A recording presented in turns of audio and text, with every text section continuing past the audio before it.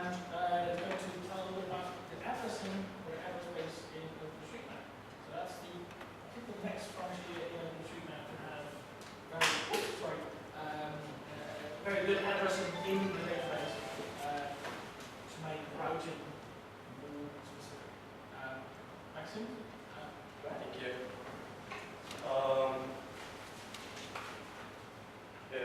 I've never gave this presentation before. It was just made up yesterday. A little bit before yesterday, but it's kind of interesting to combine all these things together in one presentation. So it has kind of a formal style, ready for prime time. Of course, it is already ready for everything you can do with it, but I'm interested in sort of more practical applications of the thing. So OpenStreetMap is not just a 3D map which we can have a look at, or which we can create, or which we can use for routing, navigation stuff. It is also a source, a great database source of information that we can use to create new information, new data sets. So this is what this talks about. Okay, so the question.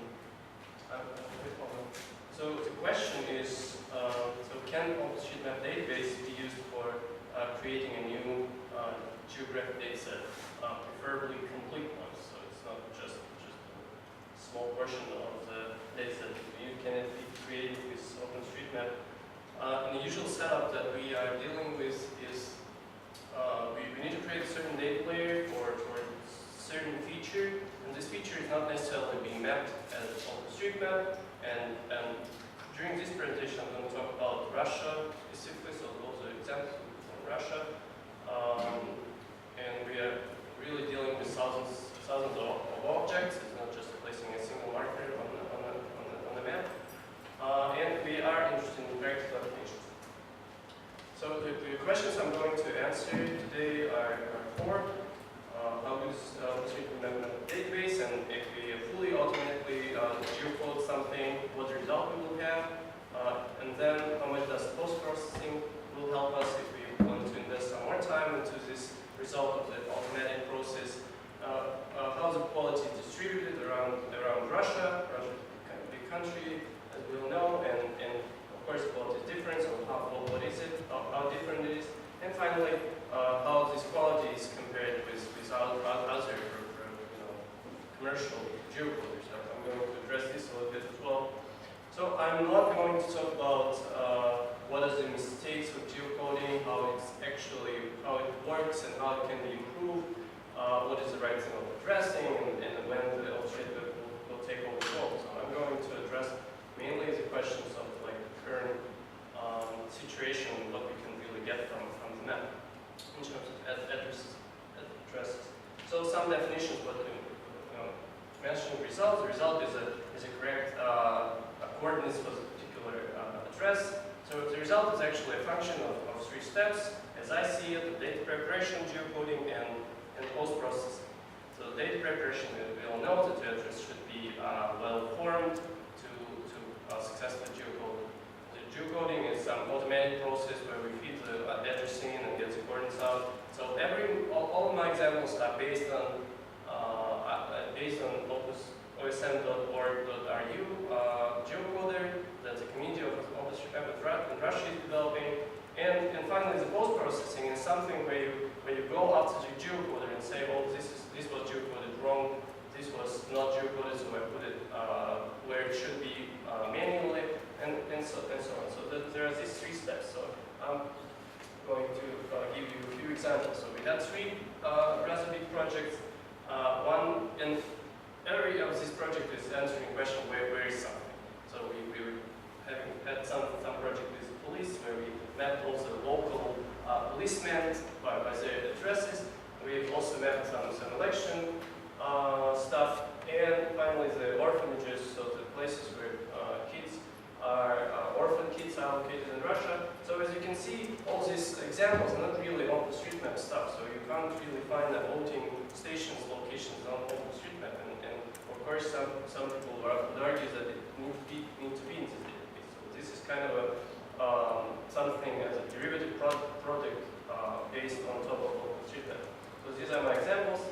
Okay, so the third question is, okay, you have this great list of addresses, and you have this automatic process to geocode them. What result would you expect? Okay, so to answer this question, we have this project which is called Open Police. So we extract all the addresses from federal police portal.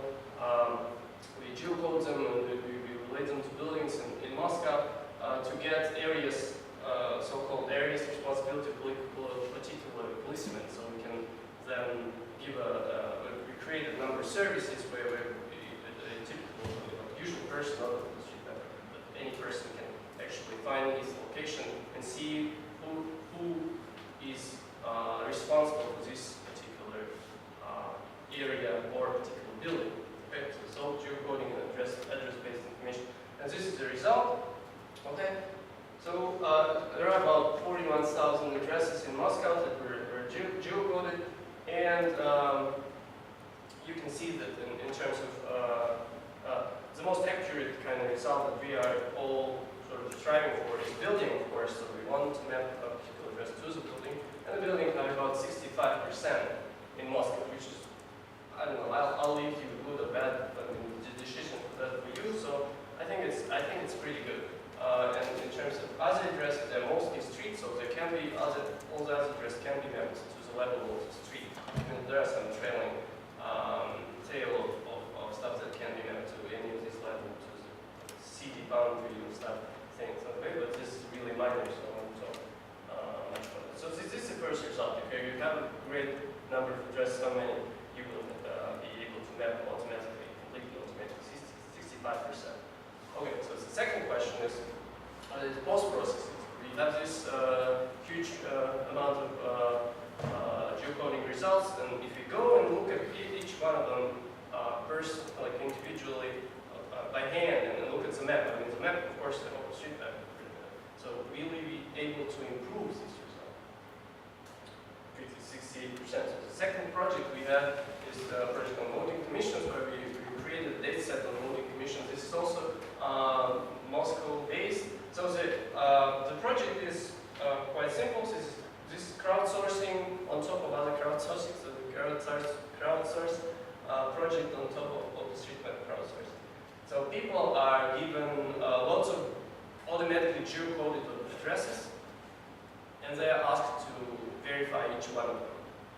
Okay, there are about 3,500 voting stations in Moscow. So they look through all of them, and this is what does the result. So we can compare between before and after. So we see the 68% geocoding accuracy, and in Moscow it is, I should say, it's pretty good. I mean, in Moscow, the post-processing can really help. I mean, it can really improve the resulting data set. So you can really have the exact locations for most of the stuff. Okay, but of course, the question is, like, Moscow is not, I mean, it's a city where lots of activity is going on, and it's interesting how this completeness is distributed across Russia and different other regions. So the third project we had is where we did exactly what we did with voting stations, but with different subjects, with the locations of orphanages in Russia. And then we have 5,000 places in Russia. Of course, we have addresses for this location, but we don't have geodata. So we want to create the geodata, and so we geocode and post-process this. So this is the result. Okay, so before, so the blue bars and the red are after bars. So this graph is answering actually two questions: how they compare and how the post-processing helps. So this we already saw, right? So we have about in Moscow we have like 136 orphanages. Okay, so we were able by automatic geocoding to have 50 of them mapped, and then post-processing can really rise it to the top, right? So 100% of the mapped. So this is the same with St. Petersburg. You can also see that they're pretty good. In terms of other regions, there are a number of regions here. I don't know if you you see the names, and I don't know if he knows the names, but of course Russians can understand what they're talking about. But those are different regions, okay? And then there are more than 90 objects in each region, okay? And so we see two things here. So even with post-processing, I mean, the results are not really good, and they'll never rise above 50%. So which means that there is a long way to go, which kind of obvious, but it's a long way to go in terms of a map completeness in Russia if you are moving away from big cities like Moscow and St. Petersburg. Okay, so this is the first kind of result. And the second result is post-processing, and it not really helping much in many of those regions. So this probably indicates again the poor quality of this of the mapping mapping in these regions. So it is more or less better in terms of number of percentages you can cover if you combine buildings and street level data, which says that streets are mapped. Okay, so we have over 60 in regions, in few of those regions. If we combine with the street, the results that are streets, not the buildings. Okay, so but still, I mean, we are still left with this question: what do we do with more precise? Okay, and the last question I have is it's kind of interesting. Is how do we compare the quality? I mean, the first thing we are dealing with when we present this kind of project to someone is that they ask, why don't you use commercial Drupal? Why didn't you use this and that? And of course we go into details about the licensing and the create open data and stuff like this, but then we also kind of asked a question like, well, this kind of projects are really important social projects, loading locations and kids related organization stuff. Why don't you just drop your licensing concerns and use a commercial Drupal, right? And so I'm going to compare with something called Yandex Maps. I don't know if you're familiar with it. In Russia, it is pretty big. We don't have a particular project for that. This was just a simple kind of undertaking, to feed my curiosity of what result we would have when we use this particular Drupal. And the methodology is very, very simple, okay? So take a few hundreds of addresses of different parts of Russia from the previous project, from this Orphanages project. We geocode them with OpenStreetMap, which is already done. We geocode it with Yandex. And for every point we assign a score. So we get to the building, which is the most precise result that we want to have is we assign 3, and if the street is 2, and so on, and we sum it up, and we compare. Okay? That was a lot of manual work in the browser, so I managed to do it just for three regions, and the comparison is here. So the yellow bar is Maxim. Okay? So we have, for example, in Krasnodar, we have 122 locations. We multiplied by 3. We have a maximum result. Okay? So OpenStreetMap is able to go up to 225 something, right? And then Yandex is actually slightly behind the OpenStreetMap. And it's, in other cases, it is slightly ahead of the OpenStreetMap, but not that much.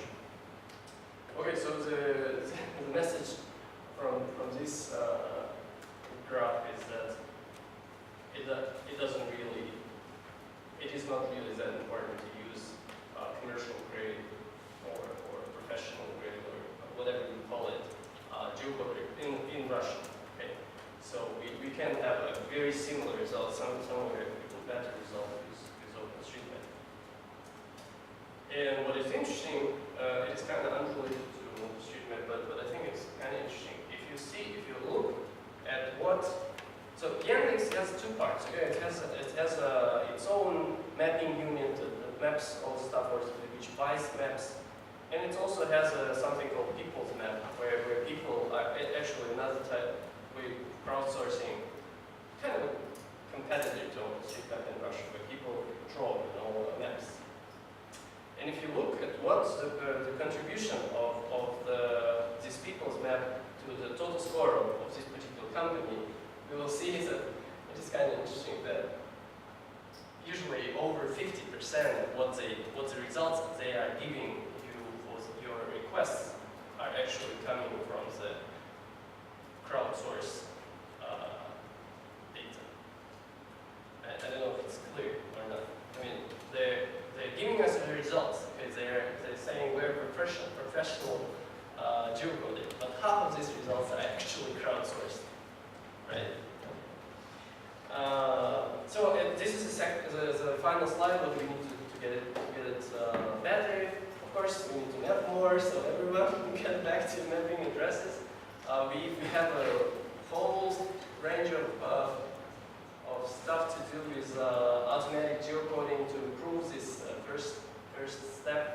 Okay, we actually this big difference between automatic geocoding and post-processing is actually indicating that something wrong with the geocoder. There is a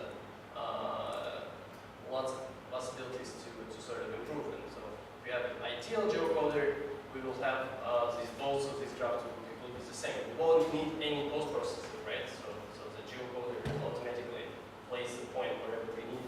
And the final thing I think is quite interesting and important is this positive feedback loop with geocoding projects. So we create this data on top of OpenStreetMap, okay? And we, of course, during the creation, especially during this post-processing thing, looking for, we have a lot of feedback to OpenStreetMap community to make fixes. You know, so they say, well, this is not geocoded, or this is not, this building is not attributed, so there is no number on the building, this and that. And of course, it is, I think it's a valuable source of information to sort of stream to OpenStreetMap community. And it's possible with OpenStreetMap, with some bugs and with nodes and stuff like that. What is missing, I think, is that there is no way to get the results from the community back to the project. And of course, it's important because you ask OpenStreetMap community, I'm sort of talking like a separate person at the moment, right? But if you ask OpenStreetMap community, can you fix that so we can locate better? And they say, oh yes, we can fix that. But then how it happens sort of on the background, right? So somebody comes and say, oh, here's the result. They sort of complaining about it. Here's the fix, right? But then we need this fix to be sort of announced so that we can adjust our data back to this correct location. And this is hard to implement. So I'm done, and we have some questions. Yes? Do we have time? Can you tell what next JIS is doing? Your company. Well, Next.js, I don't know how it's related to the presentation. Well, I don't know, I can tell you a lot about what we are doing, but maybe someone has a question on the presentation, so we can probably discuss it. And I mean, all the stuff I was presenting here is not, it is, Next.js is participating in it, so we're creating the tools, for example, for this crowdsourcing, and we sort of provide this and that, but these are communal projects. So when we have crowdsourcing for voting location, we bring all people together. So it's not really a Next.js project. It's kind of a consortium. So we don't really want to go into details in this particular second to what Next.js is doing. I'm taking your question also. What's the best geocoder for OpenStreetMap? In general, in Russia. In Russia, this one is the best. I mean, this one What's is the much better software than behind the it? other. What's the software or technology behind it? Do you know? I have no idea myself, honestly, but I know it's open source. You can go to, I can give you the link, you can go and get geocoder. I think it's all based in Python and the range of scripts. What's the name of the project? Name of the geocoding project. Well, this is part of OpenStreetMap.ru. So we are all using it when we are using our local maps. This particular geocoder is working. Maxim, could you please say some words about this post-processing? What was done exactly? You look at the map, and the automatic geocoder says, I located this point at this address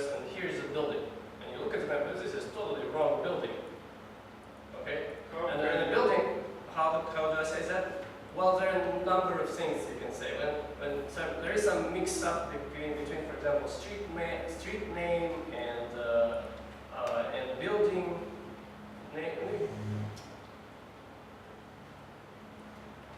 I'm just trying to give a concrete example. Sometimes you have local knowledge, okay? So you know that this building is this, and then it's geocoded somewhere else. Okay, and then you take the point and sort of move it to the correct building, right? Then sometimes you have all these weird indices for the building, and it's the geocoder is not doing well when it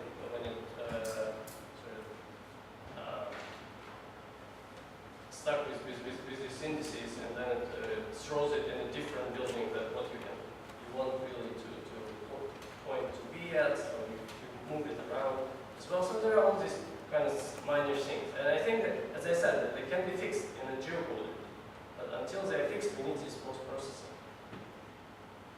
If you use any other maps to compare Yep. when you by post-processing, if you use other maps to compare. Yeah, no, we did. In this project, we stick to the OpenStreetMap because we don't copy from other maps. I mean, people can really do it, but they never tell. Okay, so I can't guarantee that they're not using anything. But in the rules of the project, in the rules of crowdsourcing, say don't use other maps. They're usually pretty responsible.